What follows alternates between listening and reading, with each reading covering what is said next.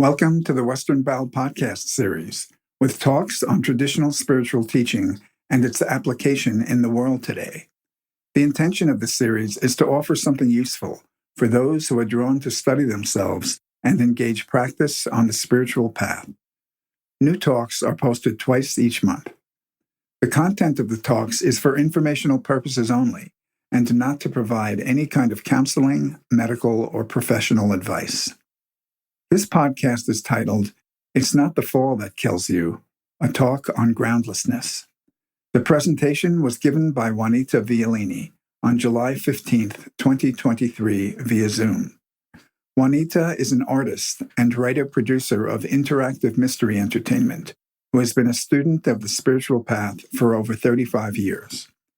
In this talk, she notes that we are always already living in groundlessness. She states that this can be scary since we tend to approach life in a fear-based way, but that we can be groundless and focused on our delight, with life seen as an unending stream of surprises.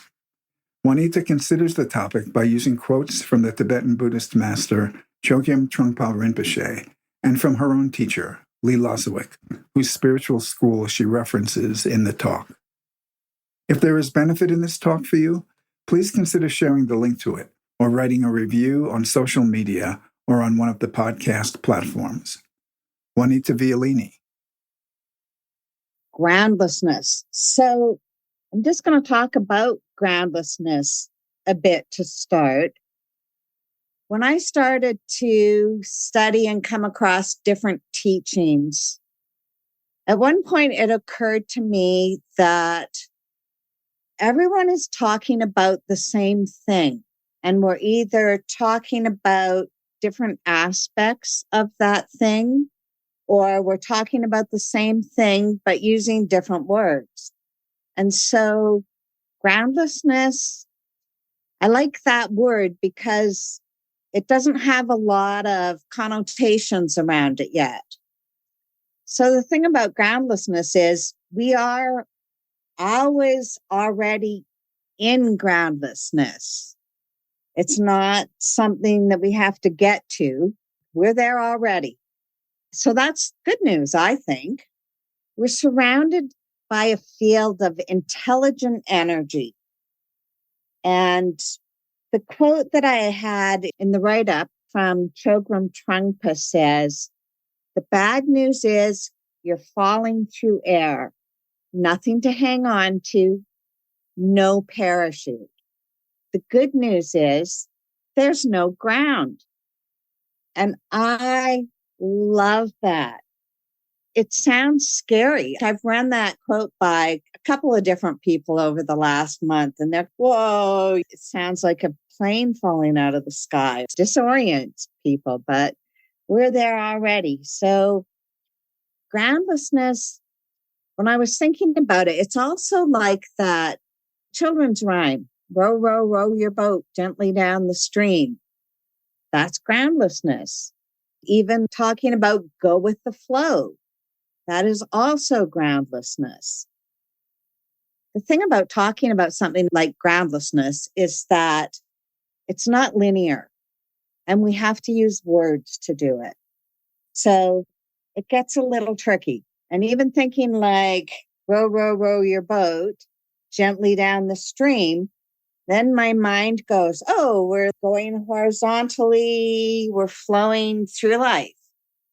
And then the quote that says we're falling through air, that's an entirely different sensation, a different feeling. And it's pointing, I think, to the fact that groundlessness has no direction. We are just always moving. And it's the movement that is important. And we can get ourselves stuck. So we are not aware of the opportunities that come our way that we would be able to take advantage of if we were aware of groundlessness. So I sent the description of this talk. And I said, it's not a talk about facing our fears. even though it sounds like it, if you're falling through air with no parachute and nothing to grasp onto. It's about facing our delight. But the catch is that we have to realize that we're focusing on our fear. Like, I know me, and I assume or I think that a lot of other people approach life from a very fear-based position. Habitually, it's our society, it's the context that we're surrounded with. So we have to realize we're always moving and that this is a good thing. But it's scary because we don't know it. We have gotten the habit of identifying with things, with our thoughts, with our feelings, with what's going on around us. It's kind of funny when we think about not identifying with things. I know for myself, I'm thinking about, I don't want to identify with the bad things, right? But there's a whole spectrum of good things that it never occurs to me not to identify with, like the praise or the accolades or whatever. It doesn't occur to me to disengage from that. And yet any identity is something that keeps us stuck. So we're falling through air and there's no ground, but we put ground under us. So I think that in a lot of cases where a lot of us get stuck is we spend a lot of time trying to figure ourselves out. And I think that working with that is useful up to a point. But I also see that we often indulge figuring ourselves out beyond the point of usefulness. And that it's worth drawing a distinction between figuring ourselves out and knowing ourselves, which is a completely different thing. So I wanted to go through how this looks. Figuring ourselves out. I've definitely done this, digging in the past. Why am I the way I am? Why am I afraid of? Why am I triggered, angry? And I have an idea, if I could just get back to that initial incident that caused me to think I have to do this to survive. If I can just remember that, if I can just get there, I can fix it and it'll all be good, right? I won't get mad anymore. I won't, whatever. But I don't think that's actually true. I think we have to work at figuring ourselves out to satisfy something inside of us, and then at a certain point to let it go. Knowing ourselves, on the other hand, takes place in the present and can only take place in the present. Figuring ourselves out is digging in the past. Figuring ourselves out is something that takes place in our heads. Knowing ourselves takes place in our bodies. Figuring ourselves out, it isolates us. And knowing ourselves connects us to a bigger picture. It connects us to our humanity and everyone else's humanity at the same time. Figuring myself out is about trying to change myself. If only I knew why I did this, then I won't have to do that anymore. Then I won't have to be that way anymore. Knowing myself is accepting myself as I am. And the great thing about that is then I also accept other people as they are. If I think I have to change myself, I think everybody has to change themselves. I've noticed this. But if I know things about myself and I can accept them, I can see that same humanity in other people and I can feel compassion because it's no different than I am. Figuring ourselves out is like grasping on to something. It is all about our attention and where our attention is placed, which is why at some point, figuring ourselves out, we need to let go of. So it comes from a place, in my experience, of a feeling that life is lacking something. And again, if I can figure out why I am the way I am, then there won't be a lack anymore. Knowing myself, though, is reaching a spot inside of me of knowing life will provide.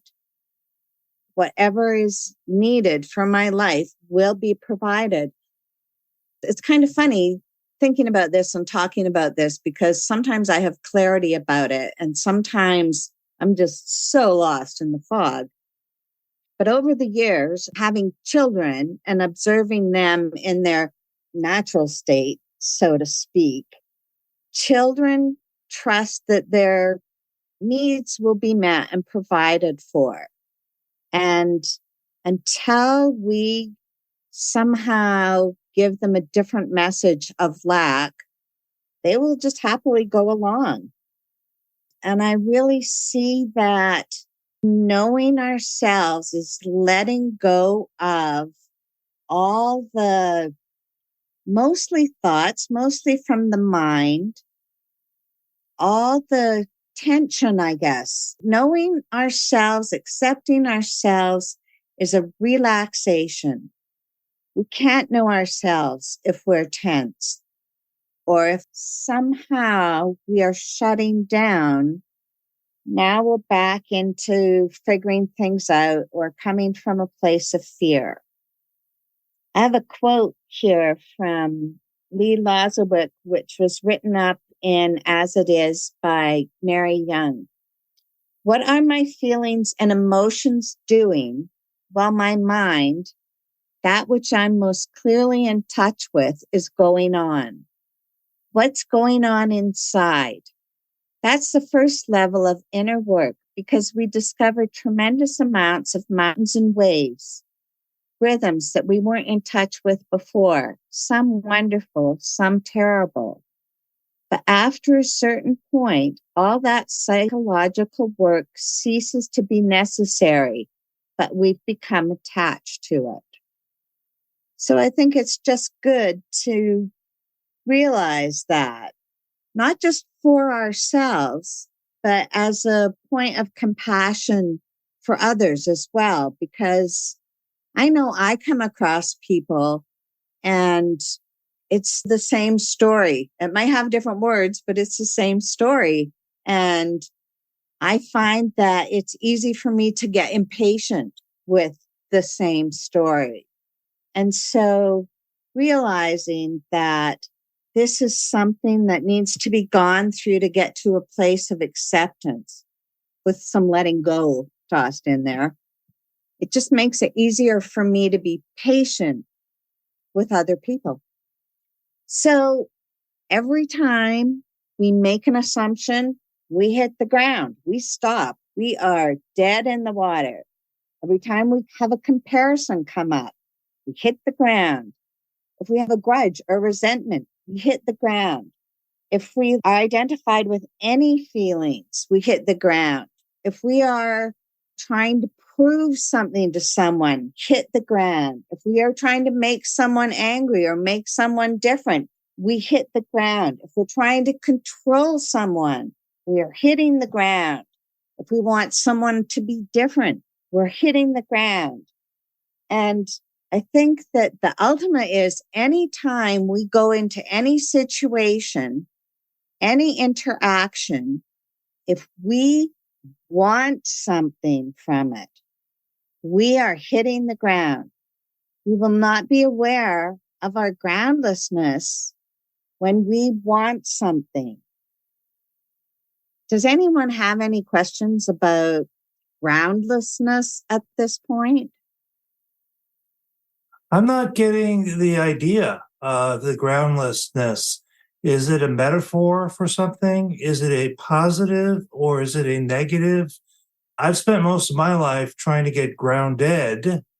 I can appreciate that nothing is actually real or material on some level, and I can be grounded within the intrinsic groundlessness of the world, I guess. I'm not really tracking with the definition you're using and the significance of it. Okay, thank you. So being grounded is something that takes place in a different realm or a different area of life than groundlessness. So we're moving through life. And when we stop trying to control things, if we can just let things be what they are, that is groundlessness. We're always in it. It could probably go by a lot of names. You could maybe call it objective love. I'm reading this great book called The Reality of Being by Jean de Salzman right now. I'll read this quote of hers. The work is a special current sustained by a source of energy. So groundlessness is another word for that. It is the life force. It is reality. It's what is as it is, being in the present and not have your thoughts either in the past or in the future. We're very mentally dominated in the world at this time. But if we got taken away by strong emotions or got really attached to indulging in sensations, when we have our attention on one of those three things, thoughts, sensations, or emotions, if we are focused predominantly on one of them, we've hit the ground. We've stopped. We're not moving with the flow of life that will give us delight and satisfaction. We were born into this world to be happy and to have wonderful things provided to us. We actually still live in the garden. We just don't see it. And so we need to be able to have our attention on our thoughts, our sensations, our emotions on the inside of us, and to also have our attention on our environment around us. If we can just observe what is as it is, it's always there. It's letting go of our tension, and our tension shows up as judgments, assumptions, comparison, anger, being identified with anything. There's tension somewhere in the body that is coming from. When we can just rest in the moment, oh, that sounds simple, super hard to do. But when it happens, and that sounds sort of peaceful, it's not always peaceful. Your attention is completely in the moment. That allows things to show up that we could never imagine could show up. So one reason I really wanted to give this talk is that we live in a great world. We have such wonderful lives given to us.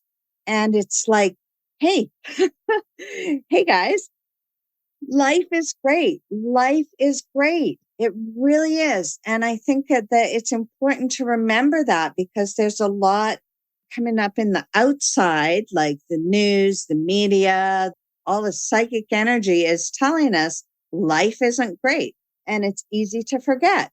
Actually, life is really great. We are so blessed to just be alive. It's amazing. And we forget that and we don't see it because we keep hitting the ground.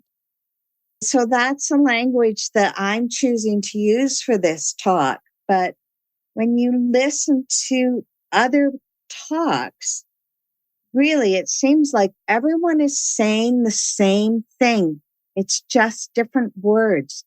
And that's a good thing because we come from different places. We have different assumptions. And some words will resonate with us and others won't. And those same words won't resonate with everyone, but they'll resonate with someone. The word that resonates with me is impermanence. I understand the Dharma, the teaching, that everything is groundless, nothing is permanent. Mm-hmm. But in my life, I am concerned about my car. I needed to get that fixed. So just go with the flow. But when it comes to more significant things in the way that I've established my life, that's more challenging. I have two friends who lost their houses to a fire. I mean, they just came home and the house was burned down. Life is groundless. There's nothing to hold on to. I mean, that's how I relate to this word, groundlessness. Can I recontextualize my life so that I really am open to what comes up right now? I live my life by habits. I think most of us do. And habits make things feel solid. But am I really solid? Which brings me to ask you, when you say of knowing yourself, who is there to know? Because it doesn't seem like the teaching says that there is a permanent individual self. But perhaps beyond that, that is a real I, that is a real self. What is that? And it can't be described in words, I know, but it's a question for me. Mm-hmm. So that brings up two or three different things for me. So, yes, in one realm, who is there to know? There's nobody if ultimately we don't identify with things. But at this point, we are in a human body. And of the things that I think we're born for, like to praise life, to praise the divine, however you want to language it, to praise this really wonderful life we have each been given, and also to be useful and to be useful for each other. And in order to be useful and to serve each other, we have to get out of our mechanical way. And so if I get called out on something, if I'm just going along and I speak out of turn or something and someone calls me on that, my initial habitual response is to shut down or to strike out. So there I am, hitting the ground. And then maybe I think I can stop doing that if I figure out what in the past made me hit the ground that way. I don't believe that's true. My experience is in between the moments, there are gaps. And so when I get called out, I get a bodily sensation of pain in the heart. I've done something out of integrity. I'm called out on it. I know I'm out of integrity. I know that in the short gap between being called out and automatically justifying it, blaming something for it, creating a story about it. It hurts. I don't want it to hurt. I'm going to make up a story or I'm going to distract myself somehow and then I'm not going to hurt anymore and it's all good until the next time I do it.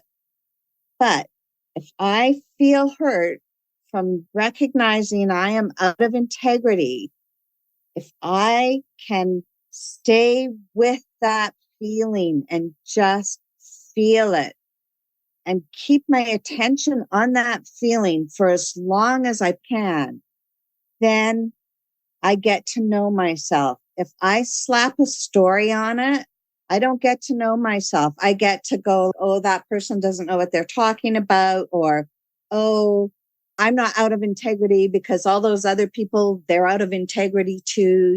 But if I sit with it and if I can go, that was out of integrity, if I can feel that pain inside and accept that about myself, that I am out of integrity, that I do that, then inside something relaxes and something opens. It doesn't change the fact that I'm out of integrity, but something inside me will shift so that the next opportunity I have to be out of integrity, I probably won't go there because I will recognize, once I have accepted that about myself, once I know that about myself, then I am not going to blindly, unconsciously repeat it, at least as easily or as often, you know? From what you're saying, what's coming up for me is it's a matter of letting go and letting go and letting go. But also you have to really own what it is you're letting go of. If you don't take responsibility for it, it's just like slapping something on top of it. But what I've found to be difficult, I think that this is pretty common, is if I take responsibility for something and it burns. It burns. I'm seeing something about myself I don't really like. To let go of that rather than to hold on to beating myself up. Yeah. That's empty and groundless as well. Yes. And the more we can practice doing that, being with what is our body trying to tell us in the moment, then that builds that muscle. Then we get better at keeping our attention somewhere useful.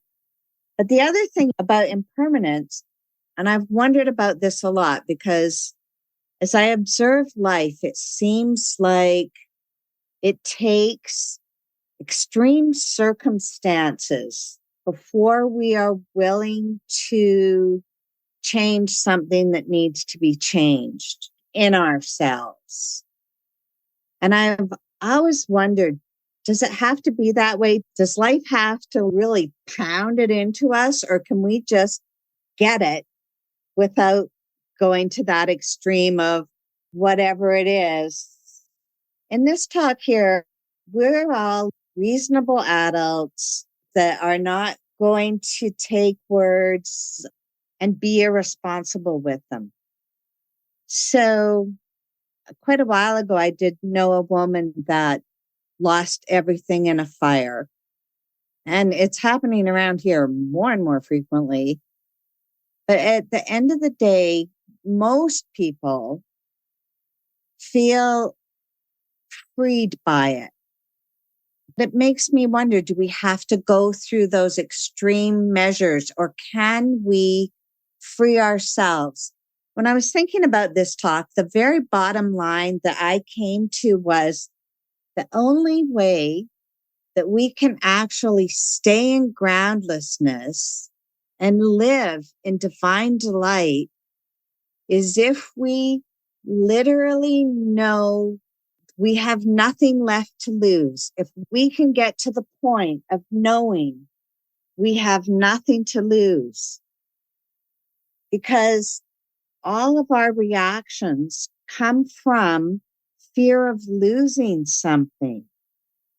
In a work situation, if someone gets something that I think I should get, a promotion, can I be happy for them?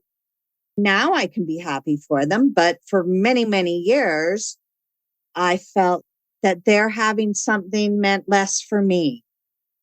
I try to spend time with myself. I do spend time with myself. Everything changes. I'm old enough now that I've seen everything changes, and it's not going to stop changing. Everyone we know and love will die. We will die. We will move. Our house will be gone. The way the fires are going, the whole town could be gone. That's an extreme, and it's kind of sounds like it's on like the bad end of the scale. But irregardless, good, bad, it doesn't matter. It changes. There's no sense to think we're not going to lose everything. We are. And that's actually really good news, because if we can just stop holding and stop grabbing or grasping, those sound like violent words in a way. And it doesn't mean that we're violent people, but we want, or at least I know I want. And we think that if we don't want, we won't get. I'm really trying to pay attention to what's going on and what's coming up for me in the moment. And yesterday, it was only yesterday, I had to go meet some people I didn't really know, to a place that I'd never been before. And I'm driving to get there, and my stomach is all in knots and I'm super uncomfortable. And I'm going, it's okay, stay with it. I think it's important that we're our own best friend and we give ourselves pep talks. Okay, just feel it. It's like you're going into a groundless situation. Yeah. And it was magical. It was absolutely magical. Wow. By not shutting down, by staying open to see what shows up, magic shows up. So I want to read a quote about that. This is a quote from Lee Lazowick. When I heard this, it was just like my answer to every question I ever had. Quote, "What is life after all but an unending stream of surprises? At least it would be if we stopped our stubborn and foolish reliance on our artificial and neurotic projections as if they were reality. Only reality is reality. We should live in divine delight and leave the subjective sorrow to the sleeping world of tension, anger, fear, and disappointment." And I love that. I love that. Life is an unending stream of surprises. And living in divine delight, that is what is. And we just get tense somehow. And then the psychology kicks in. And then we forget that life is really precious and very short. It's so short that I really want to encourage us all. I think if we get maybe how short it really is, we might be more able to appreciate it in a way. I know we probably all appreciate life, but it's just so wonderful and so magical, and it's available to all of us all the time. It's here now. It's like that. Okay. So we have a lot of assumptions and judgments and all that sort of stuff. And then it's, okay, well, what can we do about that? How can we stop doing that? Knowing ourselves, that could take a while. Like, I know, it takes me a while. I'm still working on it, probably forever.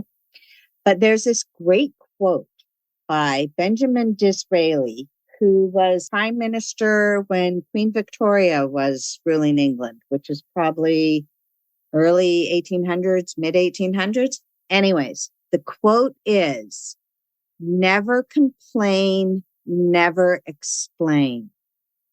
And that is such a great tool. And I found out what a great tool it is in part by accident. So never complain. Well, we all know that one. Never complain, never explain. And that is really interesting, because if you don't jump in and explain, then you get to see, for one thing, where people's assumptions go. Whereas if you explain, then all of a sudden everybody gets on your train and there you go. You all have the explanation the same. But it's really wonderful and entertaining if you don't explain. So I have a incident that happened to me accidentally that showed this off. This was many years ago. I was living in Vancouver And I did a weekend workshop that basically involved a bunch of people in a room yelling at each other in an effort to confront our issues. We are going to get in each other's face and yell for 2 days straight. It was not without merit. It was kind of extreme, but at the end of 2 days, I had no voice left. I could not speak. I had yelled so much throughout the weekend. And I'm driving home and I'm living in Vancouver and I can't wait to get home. I had more or less just moved to BC from a different province, from Alberta. So my car still had Alberta plates. And I ran this stop sign. I took a look. There's nothing coming. I want to get home. Zoom right through the stop sign. And there was a cop right behind me. And he pulled me over. And he started to lecture me in his sarcastic way about, well, I don't know how you do things in Alberta, but here we stop at stop signs. And I really wanted to say something. I don't know what I would have said, but I didn't have any voice, so I couldn't say anything anyways. I could not explain. And so I'm sitting there and he's talking at me and I'm looking at him.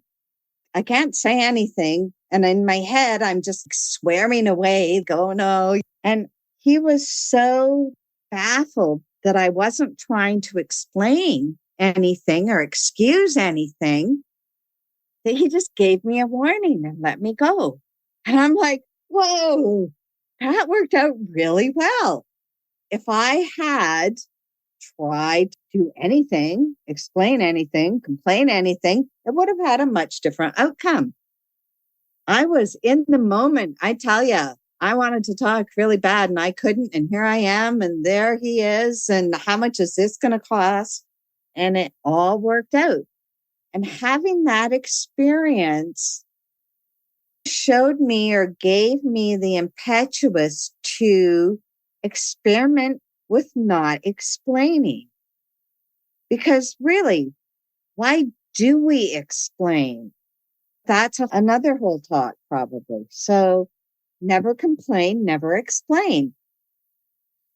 I would not agree with that, not explain. Sometimes I connect with somebody when I explain something, what is going on for me, why I say no to something, when you ask me about something.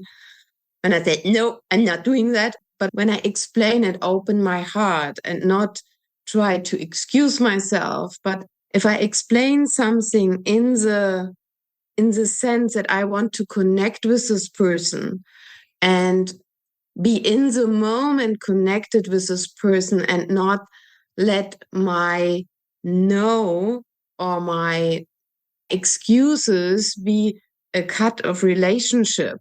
Yeah, because I talked with a lot of policemen and I had my voice and they listened to me and I had only a nice talk and I said, sorry, I completely lost it and I got only a warning. So for me, do I use an explanation as an excuse? When I'm honest and talking from my heart, this is my experience, then it makes compassion. My whole life, I try to find ground. I need to find a center in myself and stay grounded in this groundlessness. Yeah, so that when the groundlessness comes, sometimes through a shock, yeah, when you get a phone call from somebody, oh, my mom is in a hospital, that I can not forget to breathe and be grounded in the groundlessness, what is life. That is for me the main thing that is in the unpredictable, what is life is. I need to be prepared. And I also need to see that as long as I open my heart, I will love. Yeah, thank you. And that's a good distinction about explaining. For me, a lot of times my explanation was because I feel like I should or I have to. And what you're speaking of is a great distinction to make because you're explaining by choice and to further relationship, not because of a mechanical habit or a psychological feeling like you owe someone an explanation. And that's an important distinction. Also, though, I think the way I would language what you're talking about is we need to be grounded in ourselves. Well, you're saying being grounded in groundlessness. We are grounded in ourselves. And we live in groundlessness is how I would language it. I also think life is a great experiment. I try to experiment with not having expectations. So this month on Saturdays, I'm going to markets and I'm selling my art and various other things at the farmer's market. And I really get to observe myself and my expectations or my assumptions around that, and to practice not holding assumptions or expectations, but just going and seeing what comes. So that's another way maybe of saying groundlessness is what we live in. Groundedness is inside of us and groundlessness is outside of us, kind of. There is one more quote by Trungpa I would like to share. Humans are the only animals that try to dwell in the future. You don't have to purely live in the present situation without a plan, but the future plans you make can only be based on the aspects of the future that manifest with the present moment. So I really like that because it is important to have a plan. This is the just plain common sense of it. The way that I'm experimenting with groundlessness at this time is I have certain things I want to do with my life, different things. I have a career I want to follow, and I have some traveling I want to do, and I have presentations I'm going to make, and like that.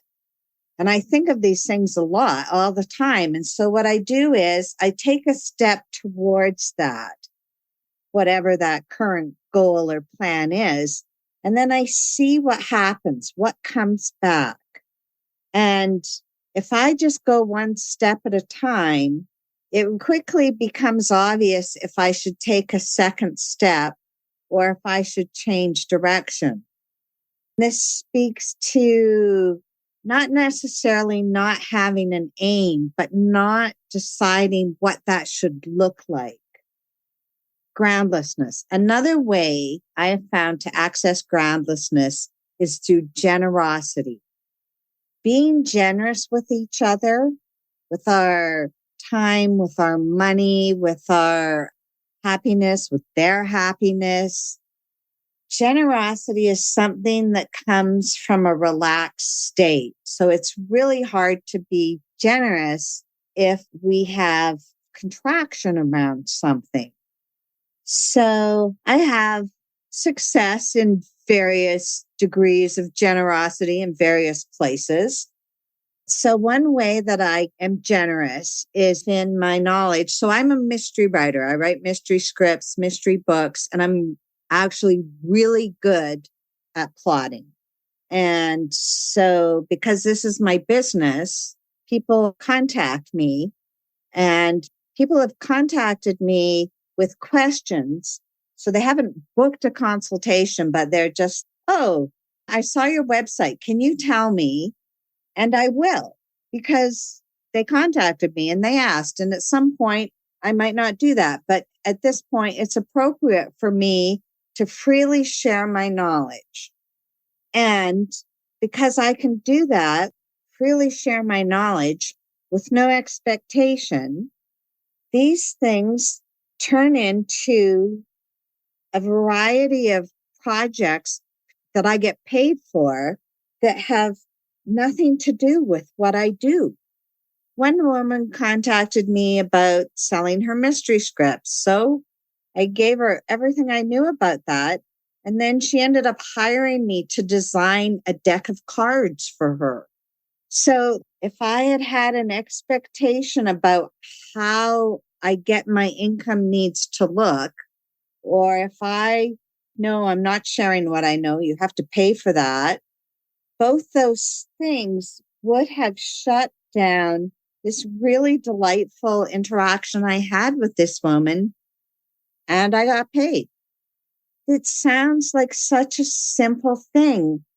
And talking about things like groundlessness, there's just a lot of things we talk about that the mind puts all these bells and whistles on, and we think it comes with flashes and strobe lights. And it's not necessarily like that. It's like, hey, we're all awake many times throughout the day, and I'm waiting for the shooting stars. How will I know I'm awake? Where are the shooting stars? And that's just something my mind thinks, oh, awake, that must come with shooting stars. Questions, comments? Well, from what you're saying, one thing that's occurring to me is that to be awake, I think, is to live in groundlessness. Because if I'm living in groundlessness, my attention isn't on me, trying to substantiate myself or trying to fix myself to things, remain attached to things, worrying that I'm going to lose something, trying to hold on. But if I'm not trying to hold on and my attention isn't on that, or trying to make a certain outcome happen, whatever comes, I know I have confidence, I am surrendered to, then my attention is free. I think that we've all had moments of that, but that's not my common state of mind. One teaching that has been really helpful to me is something from Arnaud Desjardins. He talks about loving the unfriendly side of life. So I go through my life and I have a job and I need to take care of all these things and meet deadlines and all of that. But if something comes up to upset the way that I want things to go, can I accept the unfriendly side of life, if not love it? That's just something that I remember sometimes when something comes up to really throw me off. All my plans are shot. Well, I still can't embrace the language. Anything that's ungrounded to me is the negative. When I am awake, I am grounded in my view, and the world is not ungrounded. It is in perfect order. And when I can connect with it, I don't see any ungroundedness anywhere. I want to be on the ground. I do not want to be ungrounded or above the ground. I do not see the natural order as being ungrounded. So I'm not relating to the term whatsoever. And I can try to translate it into the present or reality or something else. But the term groundlessness, so far, I can't find any value in it for me. That's okay. Okay, I'm going to just talk and hopefully something sensible will come out. So we are in our human bodies chronological, right? We go through time. We're born, we age, we die. That's what happens to the body. So I'm assuming you identify with you're more than a body. Where would you say your more than a body exists? Where does it exist? I would probably say it exists in the ether, and that my connection to it is through my center, and that my work is to create a permanent I am. I am not of the opinion that we don't have an I am. I am seeking it, is seeking to establish it and have it survive the death of my body. Do you have a way that you establish the I am that will survive? Well, it's what Gurdjieff refers to as crystallizing something. And it's been a life's work. The foundation of all of my efforts to wake up over and over again and create something that's steady and self-motivated. It doesn't feel to me like we're talking about different things. I can appreciate that the words I'm using you cannot connect with. And that's fine because there's a lot of words available for the same thing. Can I ask you though, and you don't have to answer, and anybody can answer, this question can be actually for anybody. Do you trust yourself? Yes. Excellent. I think that that is pivotal. It is key. It is so important because I think that if we don't trust ourselves, then it's difficult to trust life. So I would say trusting life would be another way. I would say being in groundlessness. To me, those are no different, those two things, to trust life and to be in groundlessness. To me, it was tied with knowing myself, being able to trust myself. So I think at the end of the day, and I just think, I could be wrong, it's up to each of us as individuals to come to our own conclusions, to know what is true and right for us about our past. And there's a whole array of things that go with this, like you don't create harm and suffering for someone else, and you don't harm and suffer yourself. A lot of common sense things. But I think we need to come to the truth for ourselves. If somebody is trying to tell us, oh, this is true, or that is true, or if you do this, if you don't know it for yourself, then it's not going to work, whatever it is. In our school, there are recommended conditions because the teacher was smart enough to know that telling somebody do this, if something is coming from outside of themselves, it's not a true practice. It's not a true motivation. If we're just doing something to please someone outside of ourselves, that at the end of the day is not going to work. If we know the value of something for ourselves from inside ourselves based on our intuition, our experiments, or whatever we each need to come to realize, yes, this is true for me. That is what matters. For a long time, I thought I was hearing, which maybe wasn't what was being said, before I could trust myself, I had to be trustworthy in all these different things. Like I had to be trustworthy in having a steady meditation practice, and I had to be trustworthy in always paying my bills on time, all these things. And it's important that we are trustworthy in the mechanics of life. But I was just headed in the wrong direction, waiting to be happy until I was perfect or had it all lined up. But I came to the conclusion I had to know where I was not trustworthy. I had to know that. And if I can be trustworthy in knowing where I'm not trustworthy, or if I can be honest about knowing where I'm not trustworthy, then that is, to me, in the way I see things, part of trusting myself, knowing myself, and knowing myself and where I am and am not trustworthy. I can have a trusting relationship with life. It's cool how that works. I just wanted to put that out there because it seems like that might be a place where a lot of us get stuck, is in not trusting ourselves. And I think so long as we know where we are and where we aren't trustworthy, we can proceed into the stream of delight. I came to a conclusion a while back, which is aging is really cool because you get a perspective that you just can't get any other way. And probably about 20 years ago, I was just so beaten down by myself and so tired of trying to get it right and doing the right thing and waiting for somebody to tell me the right way so I could do it the right way.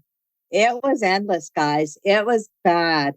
And I am saying this in the most responsible, caring, compassionate for myself way.